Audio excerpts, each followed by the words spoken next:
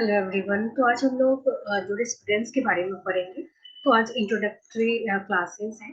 तो हम लोग इसके थोड़े प्रिंसिपल्स के बारे में पढ़ेंगे, क्यों जरूरत पड़ा जूरिस का, तो इसके बारे में हम लोग जानेंगे। तो बेसिकली जो हमारा जूरिस्प्रूडेंस है या इधर फार्मास्यूटिकल लेजिस्लेशन है, तो यहाँ पे क्या है, फार्मास्यूटिकल प्लस लेजिस्लेशन, मतलब जो लेजिस्लेशन फार्मास्यूटिक्स या फार्मेसी को डिनोट कर रहा है या इसको रेगुलेट कर रहा है, तो दैट इज फार्मास्यूटिकल लेजिस्लेशंस या फार्मास्यूटिकल जूरिस्प्रूडेंस।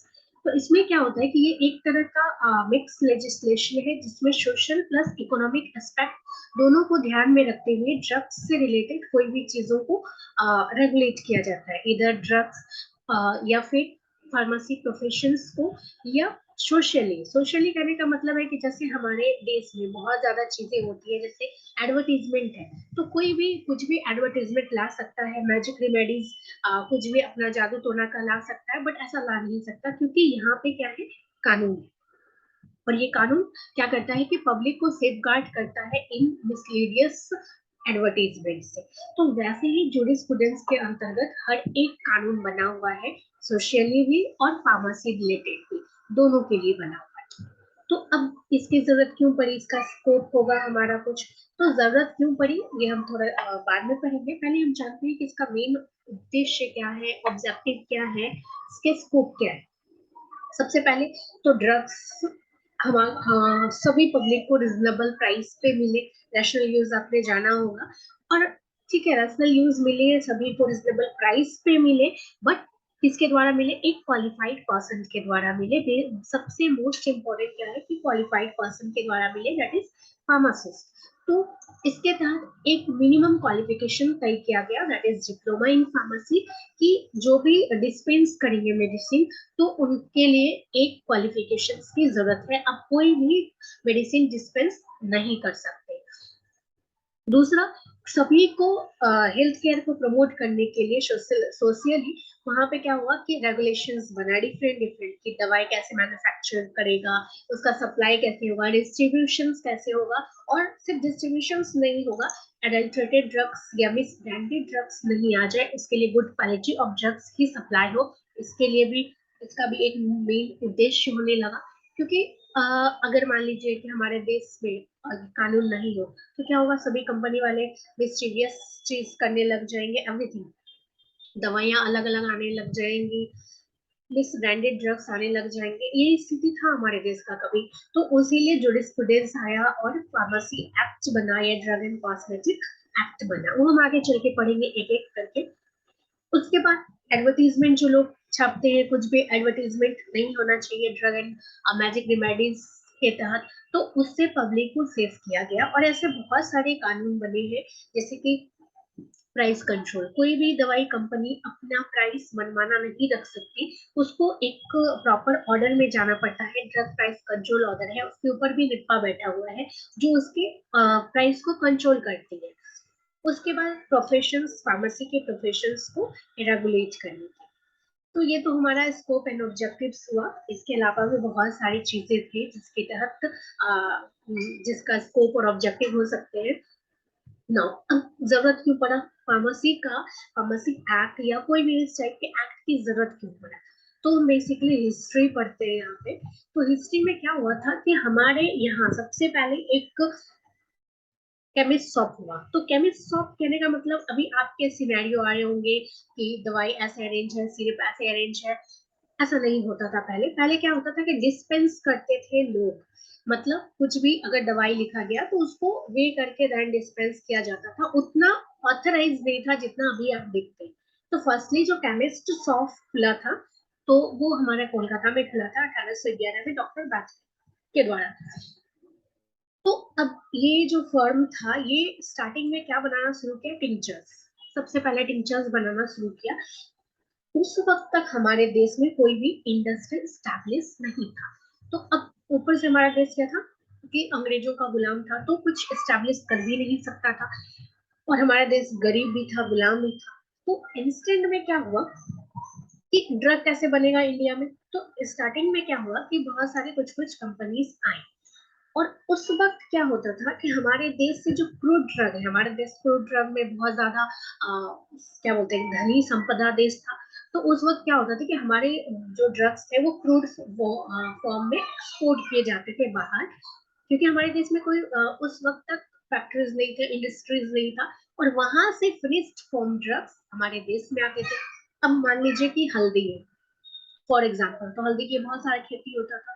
तो जो हल्दी हमारे यहाँ से गया तो बहुत कम पैसे में, पैसे भी उस वक्त और कम चलता होगा, आई थिंक आना चलता था, एक आने में, दो आने में जाता था, और उधर से जो आता था वो रुपये में आता था, 5 रुपया, 10 रुपया, लाइक दैट। 10 रुपया भी बहुत ज्यादा महंगा है, काफी कम अमाउंट उस वक्त चलता था। फॉर एग्जाम्पल आप ये समझिए कि कोई भी चीज यहाँ से 5 रुपया में एक्सपोर्ट हुआ और वहां से जो इम्पोर्ट हो रहा है वो 50 में, तो इतना का मार्जिन पड़ रहा था। तो अब इंडिया वाला दोनों तरफ से नुकसान में थे, इधर दोनों टाइप से, क्योंकि यहाँ पे वो कम में बेच रहे हैं और खरीदना उनको ज्यादा पैसे में पड़ रहा था। तो पहला दिक्कत तो यहाँ पे आने लग गया, और ऊपर से गुलाम और गरीब देश हो चुका था हमारा। उसके बाद ये स्थिति और बदतर कब हो गई, जब फर्स्ट वर्ल्ड वार हुआ। जैसे ही फर्स्ट वर्ल्ड वार हुआ तो हमारे देश में क्या हुआ कि हमारा जो मार्केट है फुल ऑफ इंडिजीनियस या सबसे जो घटिया किस्म का ड्रग्स है वो आने लगा। सबसे एडल्ट्रेटेड प्रोडक्ट, एडल्ट्रेटेड मीन्स मिलावटी कुछ भी आने लग गया, मिस ब्रांडेड, कुछ नाम अलग किसी और ब्रांड का सब्स्टिट्यूट किया हुआ, या सब स्टैंडर्ड, जो स्टैंडर्ड नहीं है वो सब ड्रग्स मार्केट में फुल बिकने लग गया, और किसी को ऑथराइजेशन नहीं था कि चेक करें। अब और कोई लेजिस्लेटिव कंट्रोल भी नहीं था, कोई फार्मासिस्ट भी नहीं था, तो ये और हमारे पास वैसा कोई कानून भी नहीं था जिसमें कि कोई पेनाल्टी लग जाए। तो अब बहुत ज्यादा बदतर स्थिति होने लगा, लोग मरने लग गए सिर्फ दवाई खा के। जैसे कि अब फॉर एग्जाम्पल एक पैरासीटामोल है, तो वो उसकी जो बिक्री होने लगी, कोई कंपनी उसको 5 रुपए में बेच रहा था, कोई 50 में, कोई 100 में, कोई 200 में। अब ये फर्क क्यों आया? क्योंकि वहां पे कुछ वैसा प्रोटोकॉल नहीं था कि आपको पैरासिटामोल 500 mg ही देना है। वो कोई 5 mg दे रहा था, कोई 100 mg दे रहा था, कोई 1000 mg दे रहा था। तो कोई लेजिस्लेशन कंट्रोल नहीं था।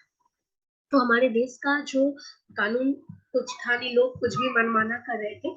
हालांकि उस वक्त हमारे देश में कुछ कानून थे, like opium act, poison act, dangerous drug act, but ये सभी अलग अलग चीज थे। जैसे ओपियम एक्ट था तो उसके तहत सिर्फ ओपियम, जो ओपियम वाली चीजें हैं उसी उसी पे बैन लगा था। पॉइजन एक्ट जिससे जहरीला जो चीज मौत का कारण बने वही चीज था। दूसरा डेंजरस ड्रग एक्ट जिससे कि आप बीमार पड़ रहे थे, तो वैसे ही एक्ट था। तो लेकिन ये जो सिचुएशंस आ पड़ा था हमारे देश में, that type of chaotic situations, इसको कोई कंट्रोल नहीं कर पा रहा। तो अब हमारे देश के लिए ये एक सरदर्द बन चुका था।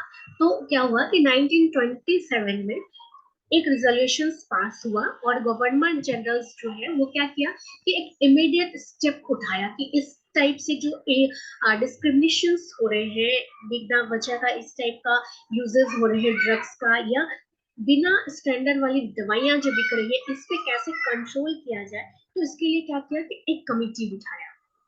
सबसे पहले एक रिजोल्यूशन लेके एक कमिटी बिठाया जिसको बोलते हैं ड्रग इंक्वायरी कमिटी, 1920।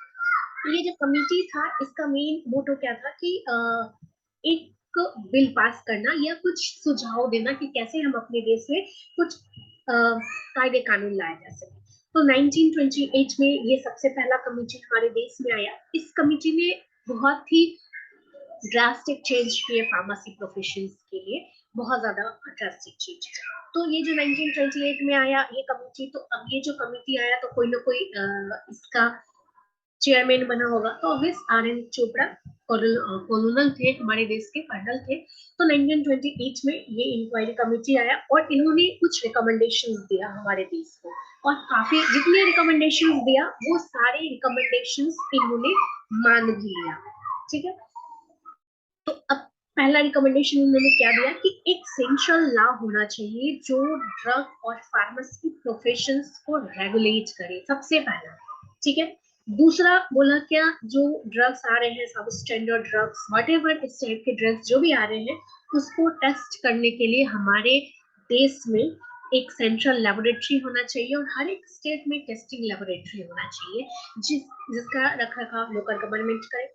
उसके बाद एक एडवाइजरी बोर्ड हमेशा होना चाहिए जो हमेशा एडवाइस दे। ऐसा नहीं कि सिर्फ एक कमिटी आया उसने अपना एडवाइस दिया और बात खत्म हो गई, ऐसा नहीं था। उन्होंने कहा कि हमेशा बात बोलने वाला कोई एक कमिटी हमेशा होना चाहिए। उसके बाद एक फार्मासिस्ट के लिए कोई एक मिनिमम क्वालिफिकेशन प्रिस्क्राइब होना चाहिए और उसको कोई ना, ऐसा नहीं कि विदाउट ट्रेनिंग वो फार्मासिस्ट बन जाए, तो कुछ कोर्स होना चाहिए ट्रेनिंग के लिए और कुछ कोर्स होना चाहिए उसके मिनिमम क्वालिफिकेशंस के लिए। उसके अलावा जितने भी हमारे देश में इंडिजीनियस सिस्टम से पेटेंट ड्रग है उसका रजिस्ट्रेशन होना चाहिए। इंडिजीनियस सिस्टम को बढ़ावा देना चाहिए बट वो अपने कंट्रोल में होना चाहिए और हमारे खुद के देश में ड्रग इंडस्ट्री बनना चाहिए और जो भी मेडिकल स्टोर में प्रिपरेशन हो रहा है वो प्रिपरेशन बंद होकर इंडस्ट्री में होना चाहिए, क्योंकि वहाँ पे बहुत ज्यादा खराब चीज हो रही थी, मतलब वेट में प्रॉब्लम हो रहा था या बहुत ज्यादा गड़बड़ी हो रही थी, दैट्स व्हाई। उसके बाद एक फार्माकोपिया होना चाहिए, इंडिया का खुद का एक फार्माकोपिया होना चाहिए। तो इन्होंने जितने भी पॉइंट्स कहे सरकार ने सभी को मान लिया टोटल। उन्होंने पहला कहा कि देश में कानून होना चाहिए, तो ड्रग एक्ट आया, फार्मेसी एक्ट आया। उसके बाद हमारे देश में टेस्टिंग लेबोरेटरीज बनी सेंट्रल लेवल पे, स्टेट लेवल पे। उसके बाद एडवाइजरी बोर्ड आए, डीसीसी डीटैप टाइप के बोर्ड आए। उसके बाद अब जो हेम्योपैथिक मेडिसिन जो किसी के कंट्रोल में नहीं था या इंडिजीनियस सिस्टम में जो भी वो हमारी ड्रग एंड कॉस्मेटिक एक्ट के अंतर्गत आ गए। अब कोई भी दवाई आप वैसे ही प्रिपेयर नहीं कर सकते थे। उसके बाद हमारे देश में भी फार्मास्यूटिकल इंडस्ट्री का ग्रोथ हुआ, आईपी को बनाया गया, इंडियन फार्माकोपिया बनाया गया और जितने भी स्टैंडर्ड क्वालिटी के फॉर्मुलेशन है वो हमारे देश में अवेलेबल। उसके बाद ये तो इन्होंने जो भी चीज दिया। उसके बाद नेक्स्ट टाइम हमारे देश में फिर दूसरा एक और कमेटी आया, क्योंकि कमेटी हमारे देश में था। फिर नेक्स्ट आया बोर्ड कमेटी। तो board committee sir Joseph board के अध्यक्षता में हुआ था। तो इन्होंने भी कुछ रिकमेंडेशन दिया जिसको सरकार ने माना था। तो इनका रिकमेंडेशन था कि एक सेंट्रल ड्रग लेबोरेटरी होना चाहिए, काउंसिल होना चाहिए, इंडियन फार्मास्यूटिकल काउंसिल होना चाहिए, कोई रिवाइज्ड कोर्स होना चाहिए जो अलग अलग तरीके का फार्मासिस्ट बना सके, पहला लाइसेंस कर सके या बी फार्म आना चाहिए, ग्रेजुएट करना चाहिए, इस टाइप से। उसके बाद ड्रग एंड कॉस्मेटिक एक्ट जो हमारे देश में आ चुका था या फार्मेसी एक्ट जो आ चुका था, वो सिर्फ एक्ट आया था, उसका रैपिड इन्फोर्समेंट होना चाहिए। मतलब पूरे देश में लागू होने के लिए कुछ कड़ा नियम होना चाहिए, पेनल्टीज लगनी चाहिए और जो भी प्रैक्टिस हो रहा है फार्मेसी के ऊपर वो उस पर किसी का कंट्रोल होना चाहिए और फार्मासिस्ट सिर्फ होना नहीं चाहिए, उसके लिए रजिस्ट्रेशन होना मस्ट है कि आप फार्मासिस्ट हैं लेकिन आपके पास रजिस्ट्रेशन सर्टिफिकेट होना चाहिए। उसके बाद ये सभी चीजों को सरकार ने मान लिया। उसके बाद फिर आया भाटिया कमेटी। तो भाटिया कमेटी ने भी हमारे फार्मासिस्ट के लिए कुछ किया और मेनली जो इन्होंने किया था वो इंडस्ट्री लेवल पे किया था, फार्मास्यूटिकल इंडस्ट्री के लिए किया था, हेल्थ केयर डिलीवरी और हमारे इकोनॉमिक्स पे ज्यादा ध्यान दिया था। उसके बाद आया मुडालियर कमेटी। तो मुडालियर कमेटी मेन कहाँ पे ध्यान दिया, पीएचसी पे, प्राइमरी हेल्थ केयर पे, फैमिली प्लानिंग पे। तो रूरल एरिया का हेल्थ को कैसे डेवलप करे, वहाँ पे प्राइमरी हेल्थ सेंटर बने, तो इन सभी चीजों पे इन्होंने बहुत ज्यादा ध्यान दिया। बेसिकली फैमिली प्लानिंग मेथड्स पे इन्होंने बहुत ज्यादा ध्यान दिया। उसके बाद आया हाथी कमेटी। तो हाथी कमेटी को मेन जो इनका काम था वो था इंडिजीनियस इंडस्ट्री का डेवलपमेंट करना, जो भी हमारे देश में स्वदेशी कंपनियां थी उसको ग्रोथ ऑन करना। तो यही हमारा हिस्ट्री था। तो फर्स्ट यूनिट जो था वो बेसिकली यही था। नेक्स्ट क्लासेस में हम लोग फार्मेसी एक्ट के बारे में पढ़ेंगे, then later on drug and cosmetic act, जितना भी एक्ट है वो सारे के बारे में पढ़ेंगे। Okay, if you have any doubt you can ask me.